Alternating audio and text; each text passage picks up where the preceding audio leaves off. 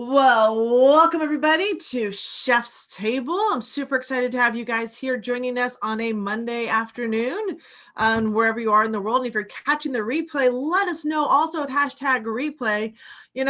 One of the things I love about the Chef's Table is our opportunity to really have intimate conversations with entrepreneurs from all walks of life.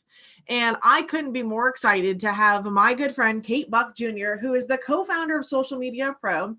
She has been on multiple stages speaking and training about social media over the last, well, let's just say years, and we'll just leave it at that. But she is incredible. Her knowledge is vast. She's been asked to consult for some major companies around the world with her knowledge and skill set. And I'm truly blessed that she said yes to being at the Chef's Table today. And we're going to have a fantastic conversation, probably mainly about social media, since that seems to be our favorite hot topic. So, Kate, how are you doing? Doing okay. Are you sure we're just not going to sit here and futz with my hair the entire time? We could do that too. We can do that too. That's what you want. I can do with my hair too, because I want this red, and it's kind of all like, does that look? It's just weird. I just can't really see what it looks like, and I think I have a big poof on the top. But anyways, yes, let's talk about social media. That's far more interesting. I'm still going to redo my the hair anyhow. Yeah. So, one of the things I love talking with you is about all the different strategies. And I know that for you, predominantly, you have been focused on the organic strategies for social media. I'm curious, how did you get involved in all of this? Like, how did you, because that's one of the things, right? This is the journey of the entrepreneur. So it's like, how did you get involved in this? Like, what happened? Yeah, well, it's a total and complete accident, or maybe not, who knows. But I got invited in 2016, in May of 2016, I got invited to work for a company called Landmark Education. And the person who hired me was my coach there, and she was working on this experimental project called Landmark Connect, which was, they were trying to create an online community for their graduates. And keep in mind, this is I'm sorry, did I say 2016? 2006. Is it 2006? Okay. Yeah. So I mean, check you. For the most part, people who haven't been too internet savvy or whatever, I know I had MSN chat and I had AOL chat. I was playing around a little on playing around on MySpace at the time, and so it really was kind of like the wild, wild west, the early days. And, wasn't any real reason. It was just kind of like right place, right time that I got invited to take a role in that experiment. Mm-hmm. And, because I was good with computers or something like that, I knew how to send emails real good. And, but I ended up learning and teaching myself about discussion groups and online communities and profiles and, spam and, community management, moderation, and all of these things, because that's what my role was. And there were a certain level of procedures that came along with it that I learned, but social media was evolving at such a rapid rate that in order for us to like compete in the marketplace and try to stay abreast of the challenges, I was having to be a user, right? And be out there like seeing what are the big networks doing. Facebook obviously was coming on the scene.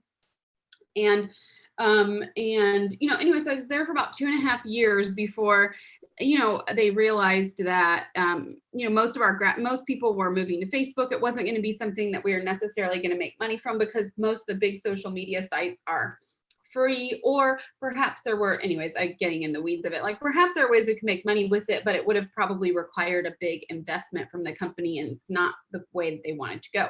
So I left that role thinking, how do I keep doing this? I was working from home. I was hanging out online. I felt really comfortable in this digital space at this point. People keep telling me to get on Twitter, just all sorts of stuff coming at me from different directions. So I decided to get on Twitter. And again, I'm a student at heart. I was in learner mode. I read every article. I just tried to learn what I could. And then I was trying to get a job. So I was just networking like crazy and following people and, just trying to be present with people. And when people had questions, I would always answer them, and just showing up and providing that value, mostly because I was unemployed and had nothing else to do at the time. eventually people started coming to me to actually answer real questions. And other people started suggesting to me why I wasn't charging for this information. So, along the way, I got referred to a client. Somebody said, hey, I know this girl. She seems to know a little bit about Twitter. You need help with Twitter. Why don't you guys chat? And that ended up being my very first client. As a matter of fact, it's 2020. So that would have been exactly 11 years ago. Wow. In January of 2009, I started with my very, very first client. And it has just been an ongoing education, both like some learning and education process, and at the same time also an experiment in putting myself out there and testing new things all on my own. And so I've had a really like varied career along the way, but really I just kind of got started by accident, a couple of times being in the right place at the right time, but just sort of using that to my advantage. And here we are, Yeah, I love, there's a couple of things that really stood out to me when I've been talking to a lot of entrepreneurs.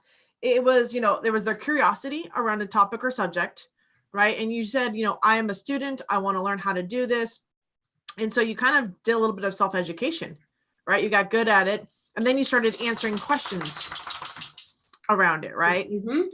And I think that's one of the things that is really key, is like starting to answer questions. So to gain the experience to be somebody out there that's answering those questions really does position you strongly inside of some of these communities, because then you start looking as the expert because you're willing to go out there and find the answers or answer questions for people. Yeah, I mean, when groups came about, like Facebook groups and LinkedIn groups, this is the number one strategy that people teach. Be in the groups and be answering questions. You really have to kind of have this selfless thing. And also, but I think what happens a lot of times is people don't actually believe that if you gave that kind of selfless value up front, that you would actually get what you need in return. Now, also fast forward 11 years, it might take a little bit longer. There are lots of people giving value.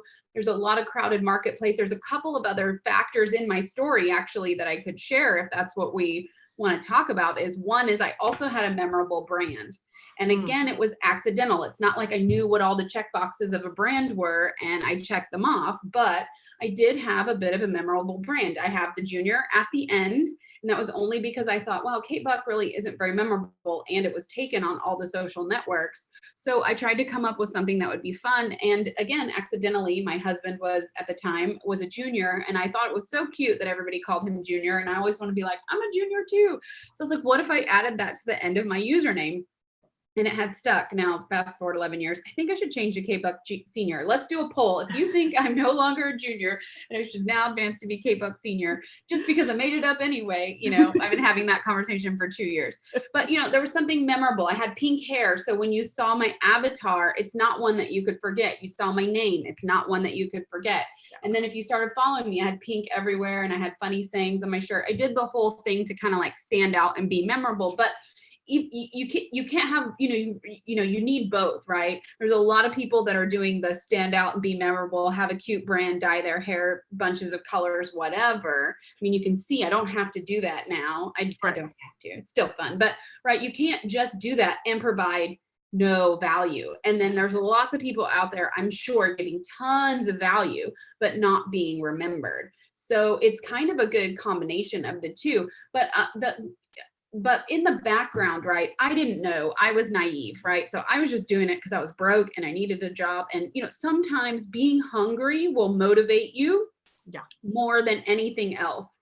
And I can say that again, I feel like I'm on these long answered questions, but 12 years later, there's times in my life where I've really needed to put in a lot of effort on something, but might be, I don't know, have some cushy passive income. And it's just not quite the same as like when you lose that big client and you're like really feeling the pain of that loss of income. That will motivate you, so much more than anything else. At the time, I was super motivated and I was also really naive. I'd never been burned before. I'd never had a project fail before.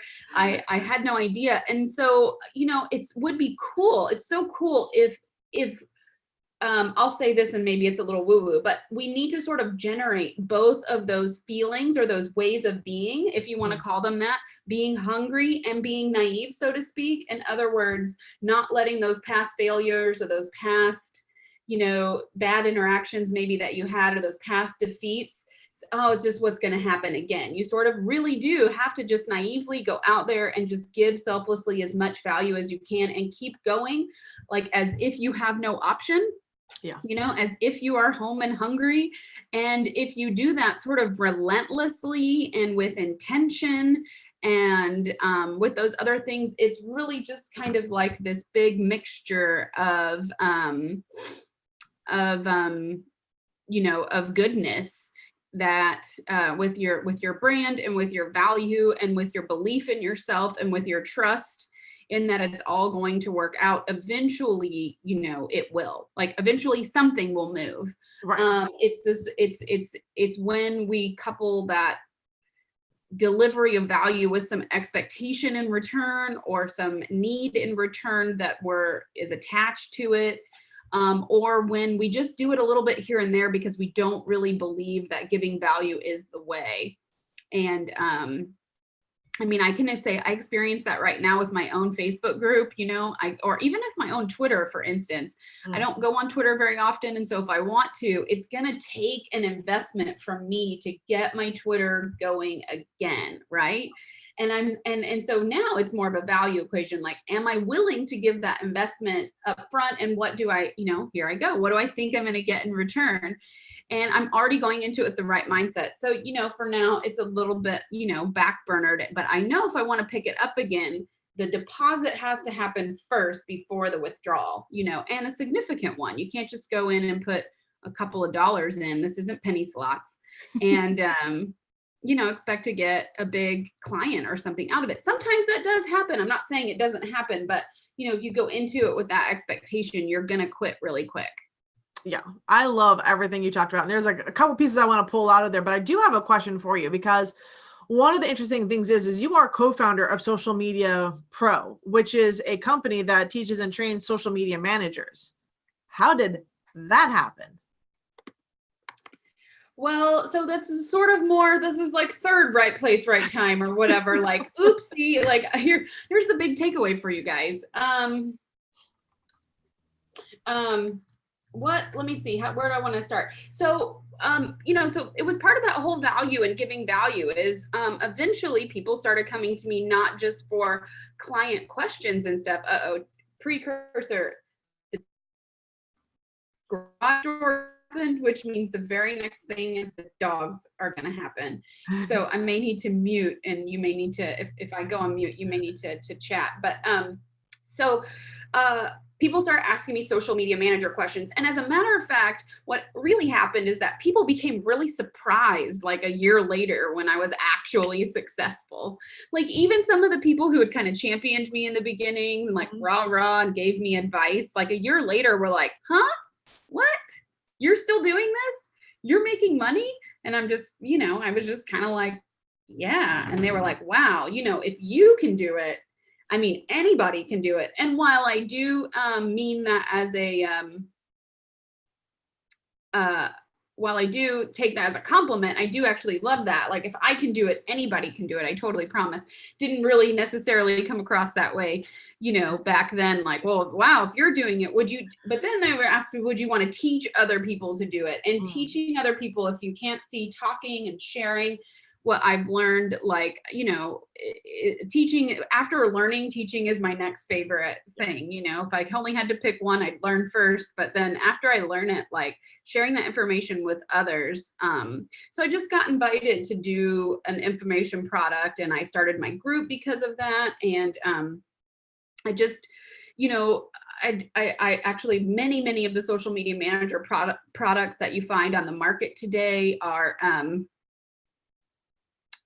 spin-offs of my original training, or somebody who's been through my training first to kind of understand my structure. So I don't know where I came up with it. I made it all up.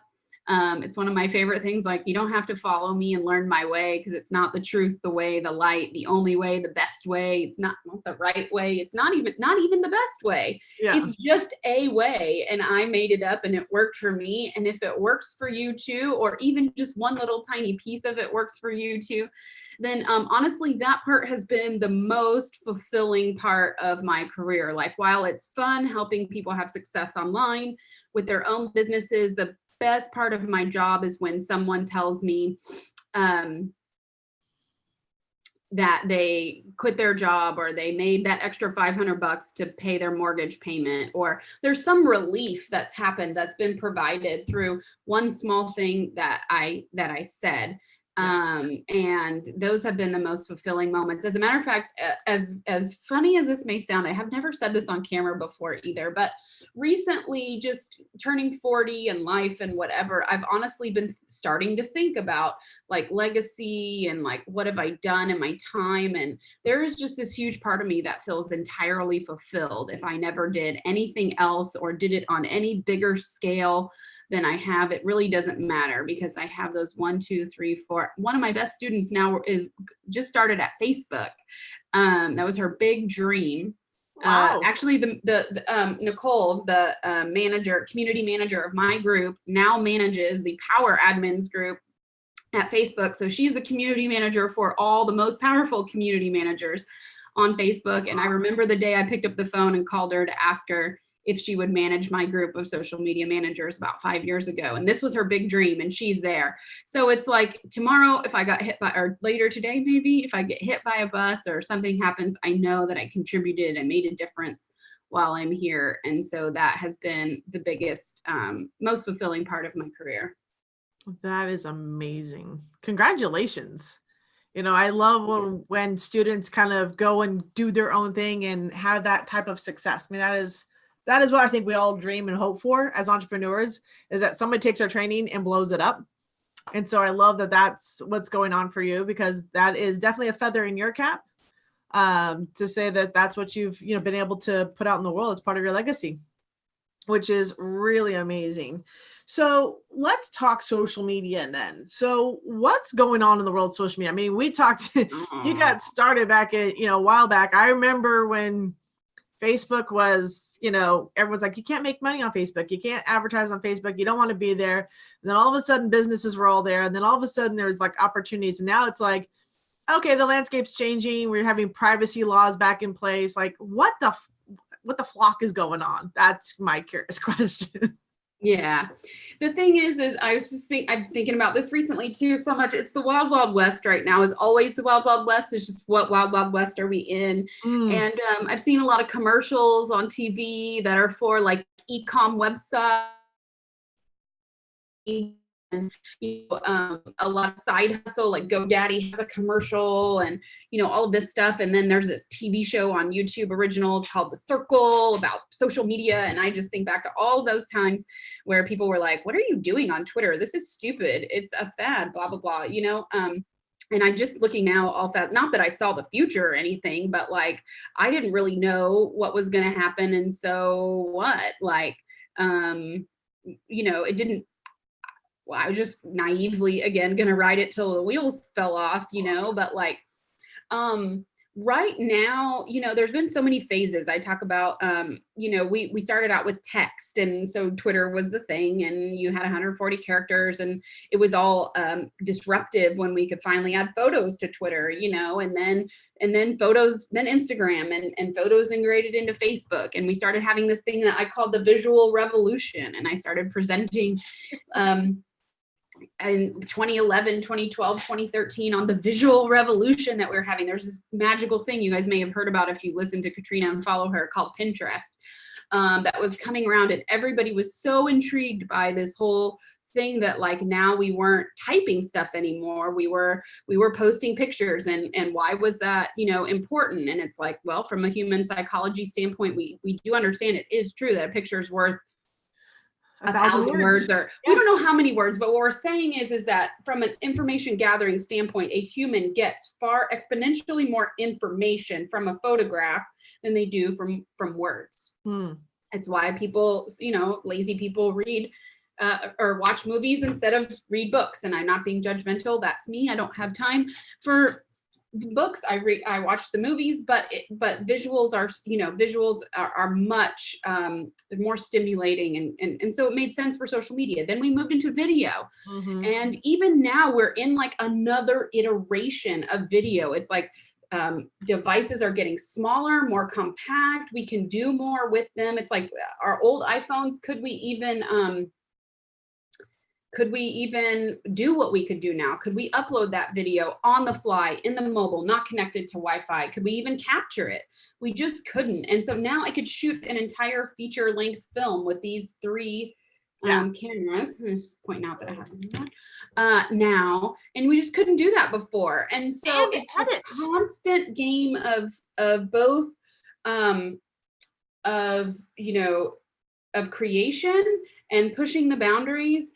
And so what you always kind of have to do in this industry, like the only constant that I can say is that you have to keep staying on the fringe. Now, I'm going to qualify that because I don't necessarily mean that you have to be on this bleeding edge of what's next. That's not necessarily true. Like right now, this little window that we see with Pinterest, it's not like Pinterest is like, what's next? Pinterest has been here. Pinterest is awesome. But what's happening is everybody knows Facebook. Marketers come in, they learn something, they dominate a platform, and then you have to go to this places where no one's playing and create your own little sandbox. And so that's really what's happening right now is you need to find your own little sandbox. That could be a podcast, that could be YouTube, that could be those are great places, by the way. Yeah. That could be Instagram. It could be Facebook. Look, people leaving Facebook, you could be the one sticking around and cleaning it up, right? There's right now it's really about finding your lane, finding your pocket, finding your niche, finding your tribe, your platform, your content, your angle, your thing. It's really about getting very, very specific about that. And there's lots of things in organic, like video and like some of these Outlier, whatever platforms that you can be using to do that. But the market is saturated with basic information about Facebook and Facebook advertising. Even Instagram as well. And so it's like, not necessarily what's next, but like, where can you find a home that really makes sense for you and your content, your business, and your platform? Makes sense. Because one of the interesting things I'm seeing right now is I'm seeing Twitter start acting again, right? Like people that haven't been on Twitter in forever, all of a sudden my phone is blowing up. It's like, oh, by the way, this person just posted for the first time in like XYZ. And I was like, wow, like what is... Like those of us that were there in the beginning remember what it was like, and we always talk about the good old days, like pre-Kardashians, pre-Ellen, pre-Oprah. Like I remember the day when Oprah got on Twitter. It was like, okay, well, the rest of the world is here now, so we're never going back. Into the top 100 people to follow on Twitter. I could actually get a client into the top 100 people to follow on Twitter. Why? Because celebrities weren't there. When celebrities weren't there, it means mainstream customers or mainstream people weren't there, like everyday run-of-the-mill people. When people are talking about Twitter, sometimes I'm like, oh my gosh, still, how do you know what Twitter is? But everybody knows what Twitter, whatever, whatever. Anyways, but what's happened is what will happen eventually, like when people start going away from Facebook, is that then eventually will quiet down and those diehard people will be there again. And, getting back down to basics. If you're getting back down to basics and you want to clear all the fluff out of your, all of the different options that you have on Facebook and, whatever, getting down to basics is going back to Twitter. Twitter is like the most basic social network that there is. And it is for the dissemination of information. And I know a lot of other stuff happens on there too, but it is, just really core functionality, right? It's one of the actual reasons that Pinterest, I know I keep bringing it up and you're steering me in other ways, but it's one of the reasons Pinterest has a core functionality. It's not trying to do everything. It's not trying to be everything to everyone. It has a core functionality. It's like it knows who it is and it sticks to it. Like one of the things that was beautiful about Facebook was that it tried, it's like the Walmart, right? It just comes in and it has everything, and right. But at the same time, then it also sort of has no real identity at the same time. And so that's why people are diehard Pinterest fans. Because I watched probably 100 episodes of Say Yes to the Dress this weekend. Don't ask. But at the corner on their lower third, they have the Pinterest symbol / like TLC or whatever to their account. They're not promoting Facebook. They're not promoting Twitter. What are they promoting? Pinterest. Why? Because if I'm watching Say Yes to the Dress, I'm planning a wedding means I'm on Pinterest. Yeah. Period. They know their audience. Pinterest knows their audience. Stay in your lane is exactly what I'm talking about. Yay. Kudos to you, TLC, I'm sure you have social profiles everywhere, but kudos to you for knowing which profile to promote and when, because I thought that was genius. Because I'm still seeing the brands struggle with that. Like they're visually appealing and they're not on Pinterest, and it just floors me. Honestly, I'm just like, I don't understand. Like when you said earlier, we talked about it. 90% of what we take in is visual information. 90%. We're not reading the world around us. We're watching the world around us. So, and with Pinterest, I mean, you've kind of nailed it on the head, but it really is an opportunity to visually put something in somebody, have it say the most information, being able to put text overlay on it, which you can't do on most of these social media sites, and then have an opportunity to really get your brand and what you're up to across to people in a blink of an eye.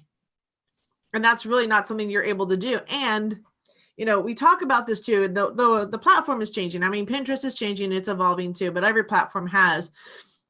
But there's also a longevity to that platform, right? We talk about so many people that are on Facebook, and I ask them, I said, you're doing all these lives and you're doing all these posting, and typically they disappear within 24 hours, right?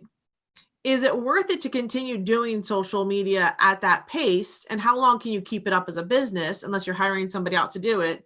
Whereas with Pinterest and search marketing, we've talked this before, you know, search marketing allows you to put up a product and service, and then that product is able to be found weeks, months, even years later on these platforms. Because you talked about it specifically, you said, find your niche. And right now, I mean, if you're looking for niche marketing, Pinterest is the place, because there's so much, and I'll say this truthfully, there's so much crap marketing on Pinterest. Yeah. That there's this huge gap to put in effective, targeted marketing so that you get found by your customer. Honestly. Yeah, you're right. And so it's, I mean, there was for a long time, we all preached the philosophy that you have to be everywhere, because what you'd hate to have happen is somebody look for you somewhere. And it does kind of look, I don't like when I go to someone's, I thought they were going to be somewhere and they're not there. But you know what? It's like, you just can't, as businesses, realistically, if you are TLC, or if you are a big conglomerate, or you are big, then I use the analogy of, if you have all the money and you have all the time and all the resources in the world, then of course you do everything. Yeah. Of course, why not? Because you can, and it doesn't matter, right? It doesn't impact your bottom line.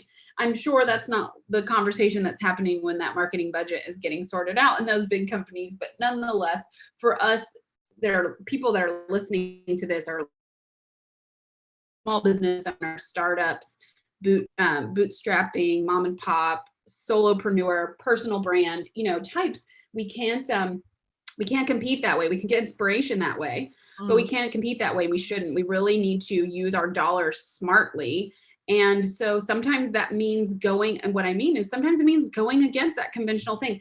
You and I had a conversation about this one MLM a while ago, and they, inside the organization, they kept talking about that the products were selling mostly to women, and however, it was like a hormone replacement supplement kind of thing. And so that does skew a little bit older. However, the women that were attracted to it and were having success were all on Instagram. But I said to the person that reached out to me, that was my student, and the one that I referred, this is perfect, because I referred them to you. I was like, why haven't you tried Pinterest? Just because everyone in your company is teaching that, well, doesn't that mean that everyone in your company is on the same platform pushing the same product? Wouldn't you like to be the trailblazer out in another one? And from a strategic standpoint, I couldn't imagine it not being on Pinterest. Pinterest does skew older, right? Yep. Instagram, younger women, Pinterest, a little bit older women. And I proved my point because my sister, who was in the room, she is, at the time, she was like 46, 47 years old. And I was like, how often do you log into your, and she was, perimenopausal at the time. So she was like the exact target. And I'm like, how many times do you log into Instagram? She's like, well, I have one, but it's just because my little sister is on there and I want to check what she's doing sometimes. And I'm like, okay, but tell me about your Pinterest. Do you have a Pinterest? Oh my God, I'm on Pinterest all day, all night, pinning this, pinning that. I put my recipes there. I decorate my house there. I'm on Pinterest at least 2 to 4 hours a day. So much so that the person I was talking to was like, can I send your sister some samples? And I'm like, you're missing my point. If you would like to send my sister and all the rest of the women that are just like her samples, you would be on Pinterest. You would focus on Pinterest. However, I think there's this hurdle that happens, and it happened with Instagram, but we have lots of apps and tools now that have, changed this, is that there is an investment that happens on Pinterest. It's not like the other platforms where you can throw up a piece of crap. Well, I mean, I guess now you're saying there's a lot of trash, but if you do it right, you actually need to make an investment. In other words, if I've been producing content in square or horizontal and I have this social media plan, and now I'm saying to someone, you have to go to Pinterest, it requires you to actually create video, actually create infographics, actually care what your stuff looks like, because people there care. So if you're going to do it, and so because of that, whenever anything's hard, people stay away from it, right? People don't understand it. They don't want to create. Where else are you going to repurpose that vertical content? Well, I do have an answer for that, but that's not what you're looking for, right? You're thinking, oh, well, I have, so if you're not willing to make the actual investment in the platform, then please don't litter it up with crap. But nonetheless, it's a great opportunity. And that's exactly my point at the beginning about looking for those outlier opportunities. If everyone in your network marketing company is screaming, and you did this, everyone was teaching Facebook ads, everyone in that's the only platform your network or your company was teaching. Business, anything was. So you said, how can I take what I'm learning here and go apply it somewhere else where I can have the opportunity to not be competing against everyone else that's learning the same thing as me? And that smartly was Pinterest, for you was Pinterest, but it could have been anywhere. I'm not here to say it has to be Pinterest, but just where else can you take what you're learning instead of all fighting in the same fish pond? Yeah, I agree. I definitely think even for a lot of businesses, I've had different one reach out to me. It's like, what's the best platform for my business to be on? It's like, well, what's your business? Like, who are you trying to reach? What's your demographic? Because that, being a social media manager, one of the things that you've always said is you've got to know where your audience is, right? But you also have to know who you're speaking to. And so really who you're talking to plays into what platform your business might or might not be on. Agree? Yeah. You have to think about sometimes who you're already talking to is not who you want to be talking to. So you really do want to think about, who do you want to be talking to and where are they? And, hopefully it's a marriage of what feels good to you and a place that you like to be too. That's when it's a real win. It's like I was on Twitter, loving Twitter and talking to other people that were on Twitter who were having, we're on Twitter, but, challenged by Twitter. It's like, I can tell you, I've never had success on LinkedIn, but are there companies that would hire me on LinkedIn? Is my audience there? Yes. But am I loving it? No. But there are times where I wasn't willing to make that emotional or that investment. And it's the same thing I said earlier about the people that are willing to or not to make that investment in Pinterest. I'm not judging you for it. I would, I'm just giving advice, but just like I haven't been willing to make the investment in LinkedIn, so I shouldn't be expecting, results there. And if I'm just repurposing crap and I don't have a real strategy and I don't have a real investment in it, but if I really wanted to take my company in another direction, and I really wanted to be in corporate, and I really wanted to have, some mid-size companies, bigger companies chatting with me about social media, I would totally do that. Speaking of which, we had an opportunity come to us recently, and in the agency, and it was a wonderful opportunity, could have led to a lot of future business. And, we really, from a business standpoint, it's like, you want to take the business, you want to move forward, you want to increase revenue, you want to hire more people, you want to have all these accounts. But at the end of the day, I was like, you know what? It's really not just in alignment with where I want to go. So these are like branding questions. We sometimes call them branding questions because the beginning of branding is asking you your core values. What does your company stand for? And it seems woo-wooey and fluffy, I promise, but I promise it's actually not, because these are the decisions that will steer the answer, what platform should I be on? How many times a day do I post? What do I post about? What do I talk about? You know, all of the questions that you guys come and ask me later about, like, what platform should I be using? Well, I don't know. Let me ask you some questions first. Like, who are you? What do you stand for? Who do you want to talk to? You know, who does your product speak to? Or if there's multiple options, who do you want to talk to? You know, I use the example, I had a meal planning service. Years and years and years ago, we had 5 different markets that we targeted. You know, some people were in weight loss, some people were in fitness, some people were just working moms and they're just too busy. You know, some people like watching the Food Network, like cooking shows, and they're just creatively inspired by food. It's like, creatively inspired by food ad is not going to work for the working mom who's, you know, got a 9 to 5 and 3 kids to, you know, whatever. She wants the meal planning service for ease. She wants the meal planning service to learn and grow creatively as a chef. Then you have the Weight Watchers people and the Jenny Craig people. And then, you know, the list goes on, right? But who? Pick. You just pick. We could have had any. Just pick and then focus. Well, I think it ties back to even what you said in the very beginning, right? You went down a path and you said, how can I do this? Right. And you started answering questions. And you know, sometimes we think if we're on this path that we don't want to be on this path because we don't know where, you know, this is not our true, like, this is not the group we want to be in or not the platform we want to be on. But I've also found that sometimes if you focus in on your avatar, if you focus in on one person, one platform, one demographic, doors start to open up for you, because you focused in on answering and solving the problem for one type of avatar for your company. Now you've got other people looking at you, say, okay, well, you figured that out. How about me? Right. So sometimes you think being super focused could be a bad thing for your business, but in a lot of the times it's the one thing that will help you grow your business the fastest. I, you know, train these social media managers all the time. And I do have to say, I totally get it. The word balance, and there's no such thing as balance, comes to mind, but you do sort of have to balance in the beginning, because most people are afraid in the beginning to turn down business because you're in startup mode and you need the capital. And so, you know, when I was beginning, I didn't really necessarily have a niche either. It is something that grew and evolved over time. And the more it grew and evolved, the more I tried to speak to it and focus on it. Like you guys, I work with personal brands. I like speakers, coaches, authors, entrepreneurs, personal brands. Have I worked with companies before? Do I know how to represent an agency or an e-commerce brand or something like that? Absolutely, sure. Can I do that? Is it my wheelhouse? Can I do it in my sleep now?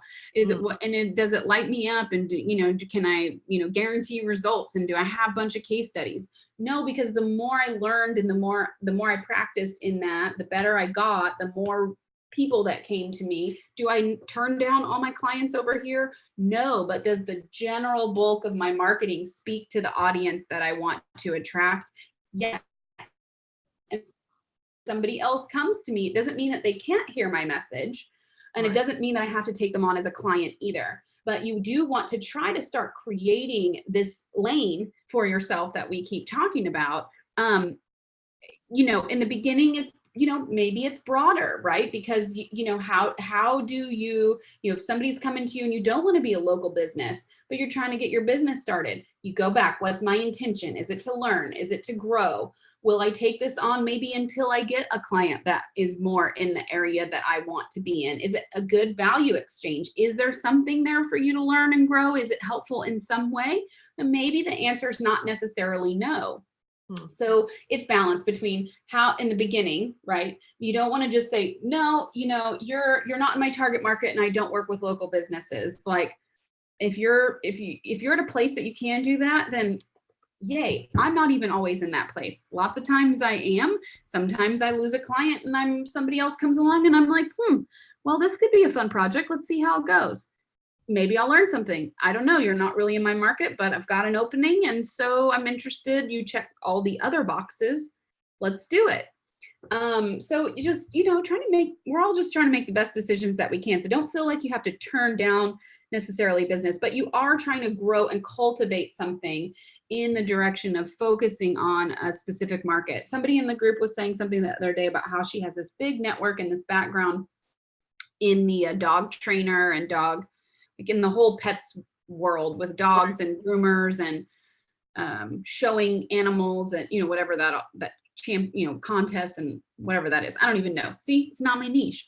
Could Something I coach somebody if they came to me and that was their business? Absolutely. But is it my niche? No. Would I maybe pass them on to this person who has this expertise? But she was in the same place, but she's like, but I had a pizza parlor who wants me to work with them. And I'm like, well, if you feel otherwise like it's a good business move, then you should do that. But you should keep trying to update your website, network in the right place, and move your business in the direction that you want it to go to. Yeah. I get that. I love it. So like being a yes and a no, right? Yeah. How do you be a yes and or a no but? It's like holding space for both of for anything, for holding space for what you want and also being open at the same time for like anything else to show up. I don't know. So I have a question real quick. Because we're almost at the top of the hour and I want to wrap up because I know you're busy and all that other fun stuff. Would you recommend being a social media manager? I think it's a great way there are several opportunities that I think are great icebreakers to move yourself in a direction of online business or freelancer, or working for yourself, or starting an agency, or passive income, or side hustle, or wow, there's so many words for it now. And social media management is one. And the reason is because if you use social media, then you can learn what it takes to be you can learn the skills that it takes to be a social media manager. I think that providing a service is the number one way to break the ice. Get paid to learn as you, get paid to learn, basically, right? So if you can learn, it doesn't have to even be social media. It could be copywriting, graphic design, website development, video editing, virtual assistant, scheduling, bookkeeping, whatever. Like if you have a skill and you can sell it, I say do it, and social media is one that obviously, as we said in the beginning, is in high demand. It's 2020, it hasn't gone away. TV shows about it. It's not going anywhere. It's only going to get more challenging. And so if you know a little bit more about it than somebody else, then you are qualified to give them that, and you feel qualified to give them that advice, then absolutely, it is a great way. And also, I think you would probably agree that if you are trying to learn the whole world of online marketing, it's a great place to start. There's so many other pieces. There's SEO, there's email marketing, there's paid traffic, there's conversions and design and all of that. And there's retargeting, and there's, funnels, and there's, bonuses and upsells and whatever. There's all these different things. And so social media is kind of a great place to start to understand how all the rest of it comes together, mostly because we all have one of these things. We all have an account mostly on one of the networks. And so it really lends itself to something that can be easy for you to break into an otherwise foreign industry. So last question before I wrap up for you, do you think it's important for people to have a website, or should they just focus on having a social media channels? Does that impact your overall business to not have a URL for your business online? Okay. The answer is always, it depends. Okay. So there's my disclaimer. However, fundamentally, in my philosophy of online marketing, I do believe in the long run, it will hurt your business, maybe in the sense that you will have missed opportunity. So maybe not in the sense that you feel like you had to spend money, you were hurt in some way, but like a website, I have a client right now. We have almost 10,000 subscribers on YouTube. We have a podcast that's in the top 100 in investing. We consistently have over 10,000 downloads an episode. He's done 200. We're about to have our 200th episode. Mm-hmm. Guess where we send all of our traffic from social media? To our website. I'm not sending them to iTunes. I'm not sending them straight to YouTube. I don't control what happens on those platforms. I can control and measure and learn from and scale what happens when I send traffic to my website.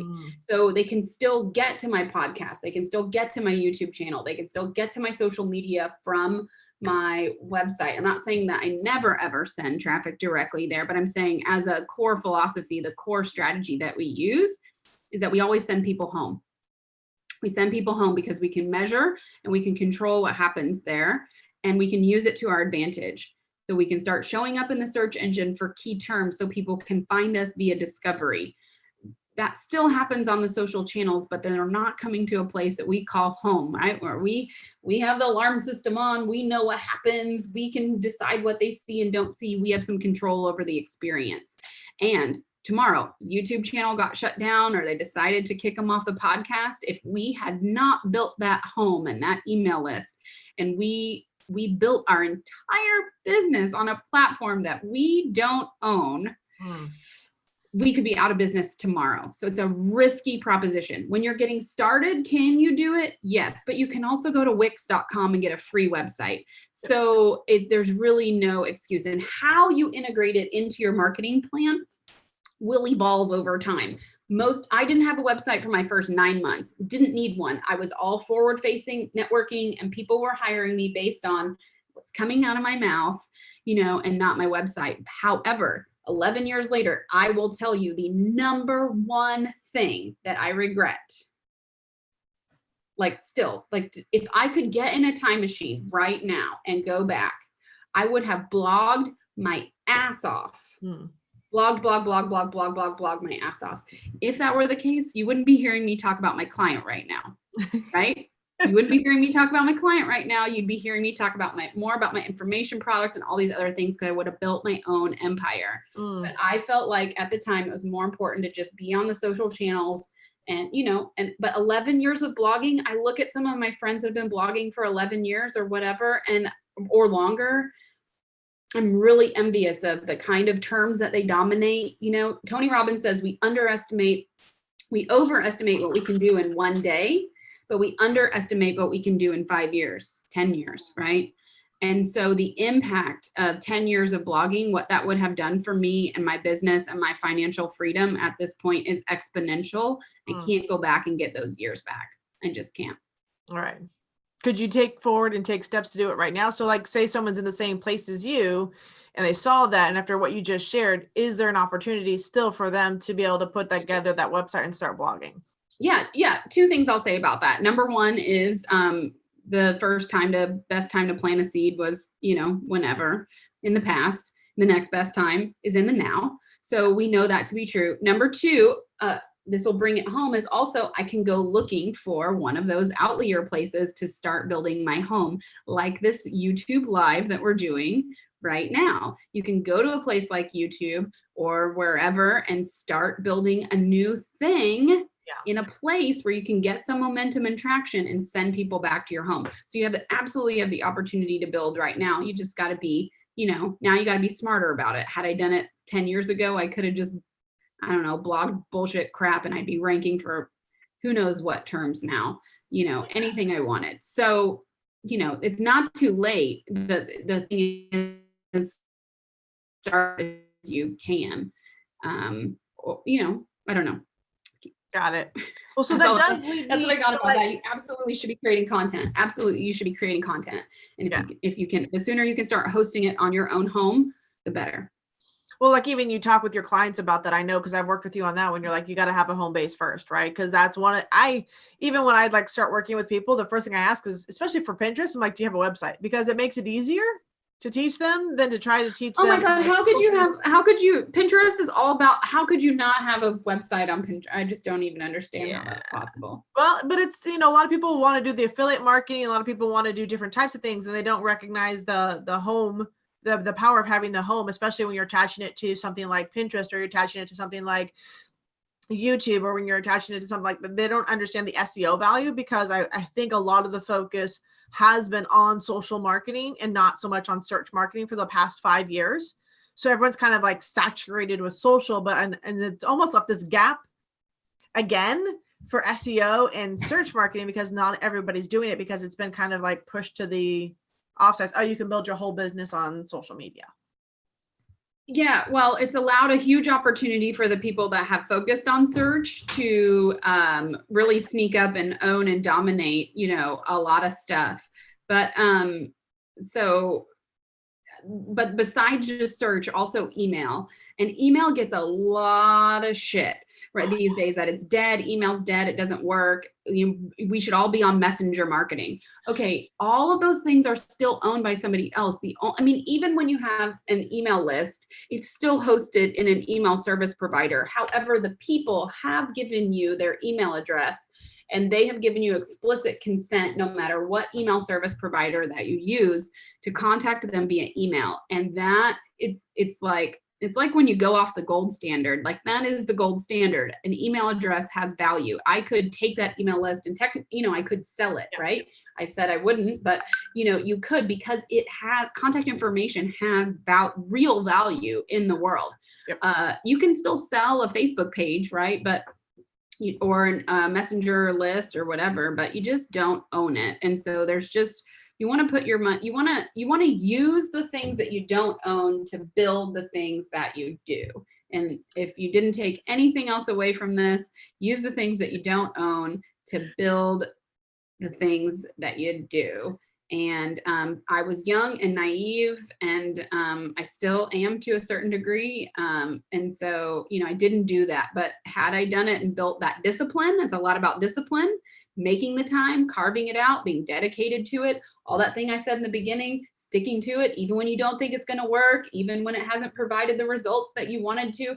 Had I just kept going with it, you guys, I might not even be sitting here talking to you. I'd probably be sitting on the beach, drinking a margarita, living the dream.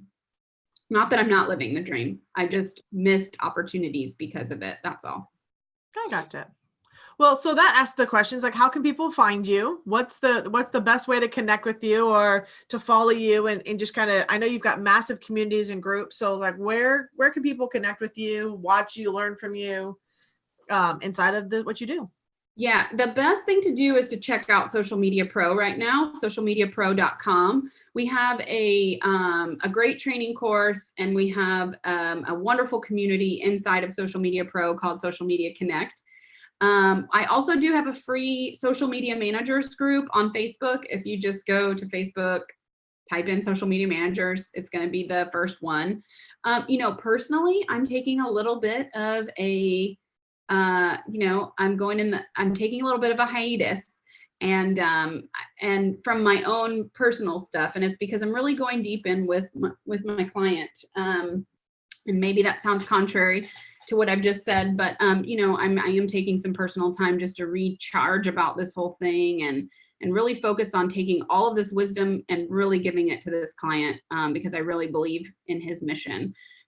So those are our social media manager group. You will get great advice. I am occasionally in there, but I have a great moderator team, and Doreen, our community manager at Social Media Pro, is always in there. Veterans, experts like Katrina, Tarlise, who teaches our Instagram course. There's a lot of really great, smart people in there. Scott Allen is in there. Kelly Mirabella is in there. Just really smart people. And then check out Social Media Pro. Our blog, we do have a blog on Social Media Pro, and we've actually, to your point, we have really been doing that for a year and a half, and we're already killing it for lots of terms around Instagram and social media managers. And so there was a perfect case of, we haven't been doing this forever, but let's do it now, let's do it right. And it's doing really, really well.